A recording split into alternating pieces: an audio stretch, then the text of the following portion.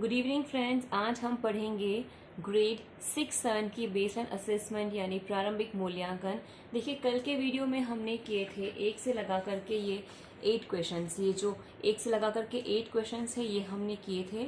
अगर आपने इस वीडियो को नहीं देखा है तो हमने डिस्क्रिप्शन में इस लिंक को डाल दिया है, आप वहाँ से देख सकते हैं, पढ़ सकते हैं। और आज हम करेंगे सेकेंड पार्ट। तो इसका पहला क्वेश्चन ये है, arrange these letters to make a correct word. देखिए, यहाँ पे 4 वर्ड दिए गए हुए हैं जो कि उल्टे पुल्टे हैं, इनको हमें अरेंज करना है। जैसे कि पहला है APEPL, तो इसे अगर हम अरेंज करेंगे तो ये बन जाएगा APPLE,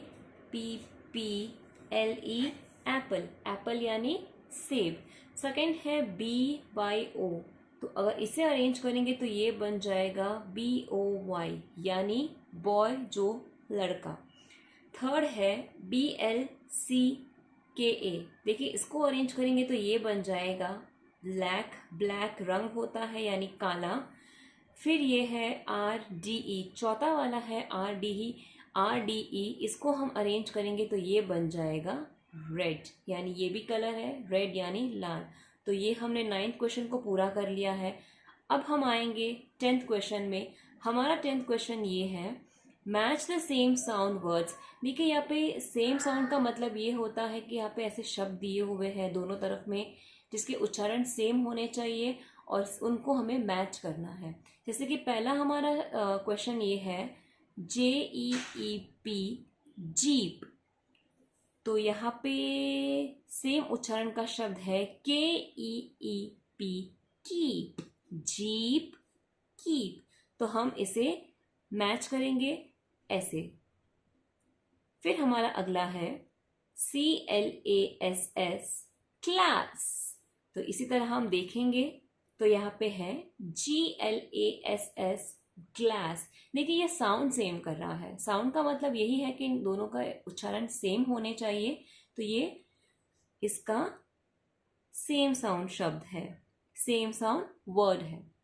फिर थर्ड वन है पिन, PIN, पिन। अब इसका हमें सेम साउंड वर्ड देखना है जो कि यहाँ है BIN, बिन। तो इसे भी हम ठीक इसी तरह मैच करेंगे ऐसे।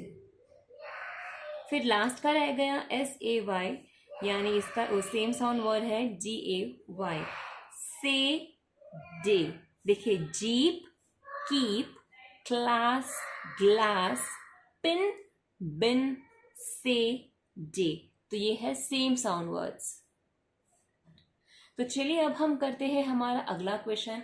हमारा अगला क्वेश्चन है राइट द ऑपोजिट वर्ड्स। हमारा क्वेश्चन है right the opposite words. Opposite words यानी विपरीत शब्द। देखिए, यहाँ पे 4 शब्द दिए हुए हैं। अब हमें इनके विपरीत शब्द लिखने हैं। जैसे कि बिग, बिग का विपरीत शब्द है स्मॉल। बिग का अर्थ होता है बड़ा और स्मॉल का अर्थ होता है छोटा। Big, small. सेकेंड वन है हॉट। हॉट का मतलब होता है गरम और इसका विपरीत शब्द है कोल्ड यानी ठंडा। थर्ड वन है इन यानी अंदर और इसका विपरीत शब्द है आउट, OUT, आउट यानी बाहर। फिर है यानी चुप रहना, शट, क्वाइट। तो ये है हमारे ऑपोजिट्स। ये है हमारे 11th क्वेश्चन के आंसर्स जो हमने कंप्लीट कर लिए हैं। तो अब हम चलते हैं 12th क्वेश्चन की तरफ। 12th क्वेश्चन हमारा है Plurals. Right Plurals of following words. Plurals का मतलब होता है प्लूरल्स का मतलब होता है बहुवचन।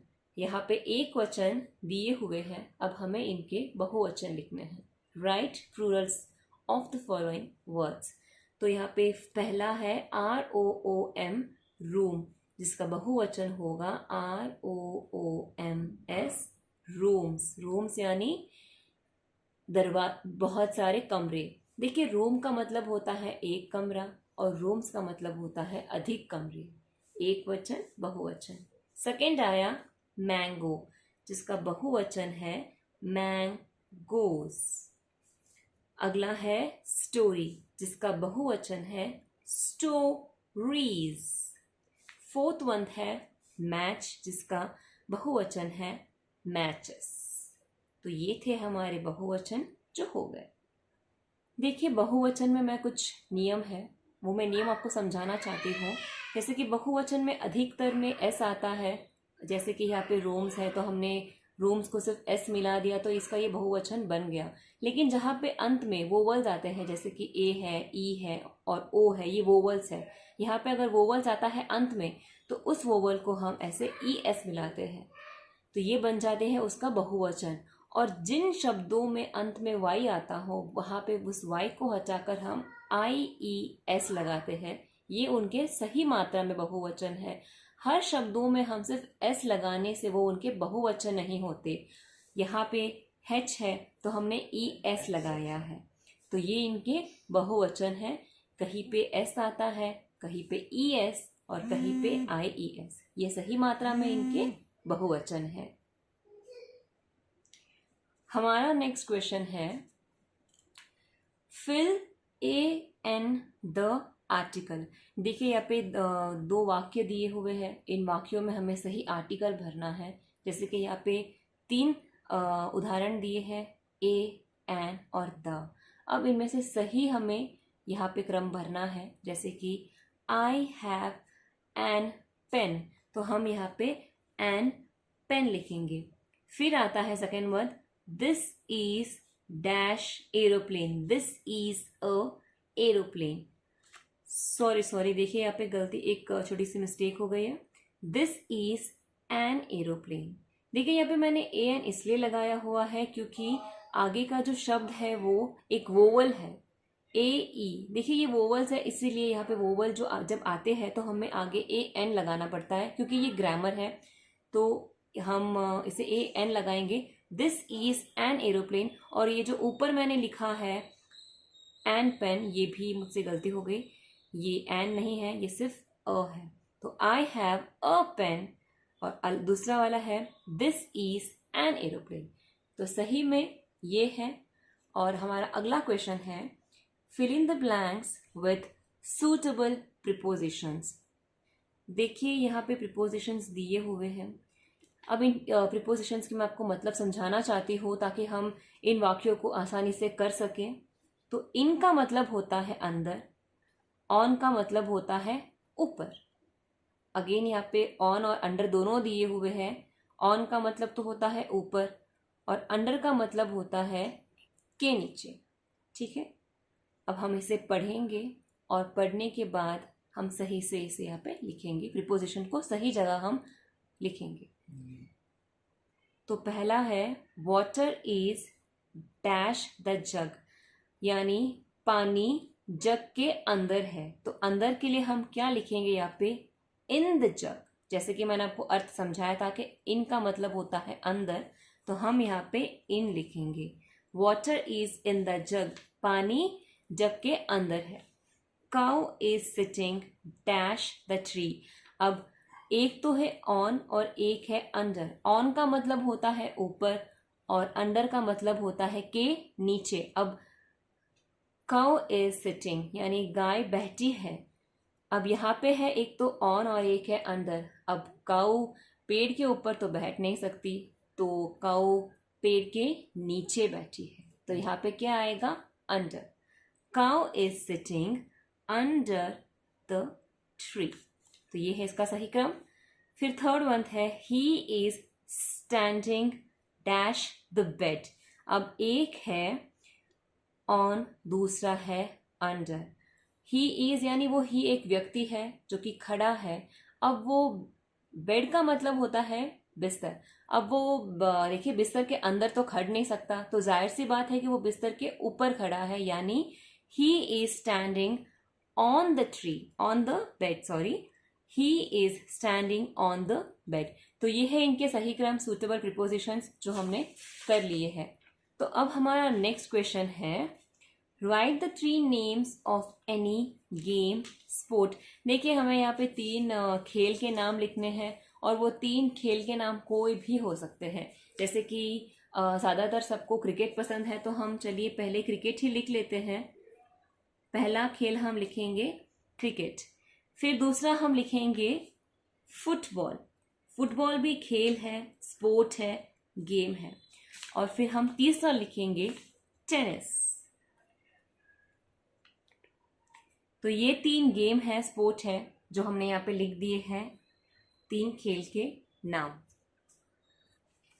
तो चलिए अब हम करते हैं अगले क्वेश्चंस, जो कि पेज संख्या है 23 पेज संख्या है। अब हम करेंगे हमारे अगले क्वेश्चंस।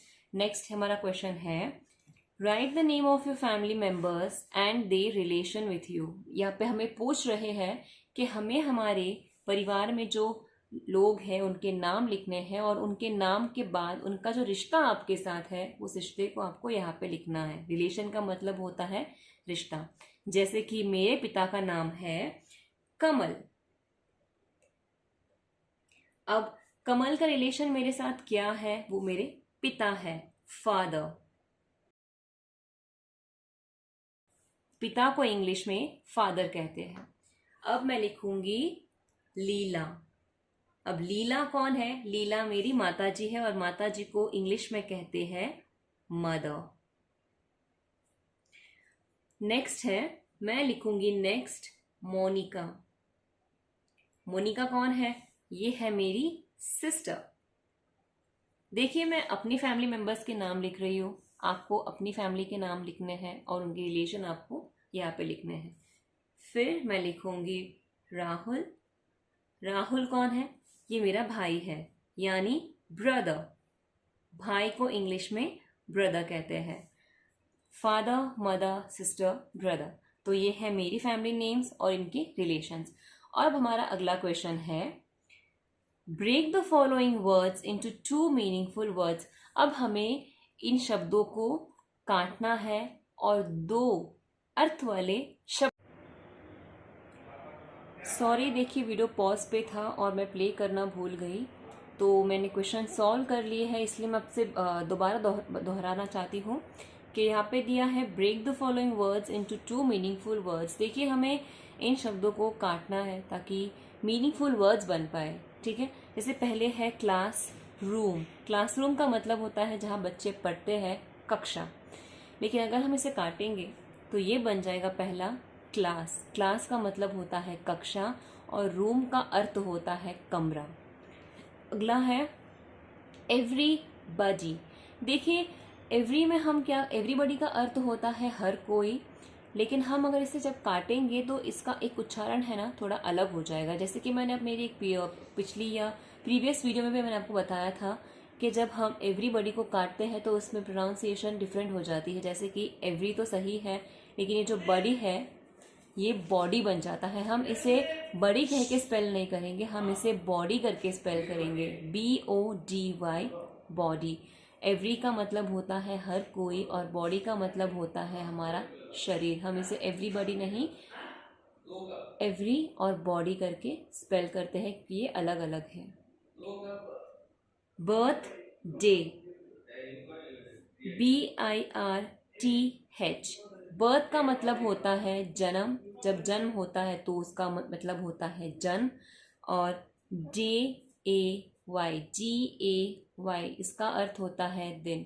बर्थ डे का मतलब होता है जन्मदिन, लेकिन अगर हम इसे काटेंगे, अलग अलग शब्दों में हम इसे बांटेंगे तो ये बन जाएगा बर्थ और फिर ये डे। बर्थ यानी जन्म और डे यानी दिन।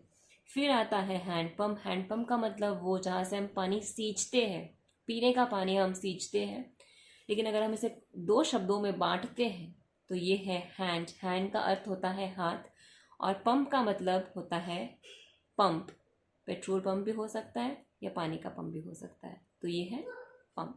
तो ये था हमारा 17th क्वेश्चन, जिसको हमने सॉल्व कर लिया है। तो अब हम चलते हैं हमारे अगले क्वेश्चन की तरफ, जो है join 2 words and make new word. देखिए, यहाँ पे जॉइन थे और हमने इनको बांटे। यहाँ पे ऑलरेडी बांटे हुए हैं और हमें इन्हें जॉइन करना है। जैसे कि यहाँ पे प्ले प्लस ग्राउंड। अब इन दोनों को मिलाएंगे तो ये बन जाएगा प्ले ग्राउंड। तो हम इसे कैसे लिखेंगे? हम इसे लिखेंगे ऐसे, प्ले ग्राउंड। अगला हमारा है होम प्लस वर्क। हम जब इसे ज्वाइन करेंगे तो ये बन जाएगा home work. Tree plus guard, यानी ये बन जाएगा ट्री गार्ड। इसे जब हम ज्वाइन करेंगे तो ये बन जाएगा ट्री गार्ड। फिर हमारा अंत वाला है बुक प्लस बैंक। जब हम इसे जोड़ेंगे, हम इसे ज्वाइन करेंगे तो ये बन जाएगा बुक बैंक। अब हमारा अगला क्वेश्चन है fill in the blanks using before and after. तो यहाँ पे हमें क्या करना है कि देखिए, बिफोर का मतलब होता है पहले, बिफोर का अर्थ होता है पहले और आफ्टर का अर्थ होता है बाद में। हमें इन वाक्यों को सही से पढ़ना है और सही पढ़ने के बाद इन दोनों को यहाँ पे हमें लिखना है कि वो बिफोर है या आफ्टर है। देखिए, we feel fresh dash taking bath. देखिए, इसका मतलब है नहाने के बाद हमें फ्रेश फील होता है, हम साफ सुथरे अच्छा महसूस करते हैं। तो उसको हम कैसे लिखेंगे? We feel fresh after taking bath, यानी नहाने के बाद बहुत अच्छा महसूस होता है। We feel fresh after taking bath.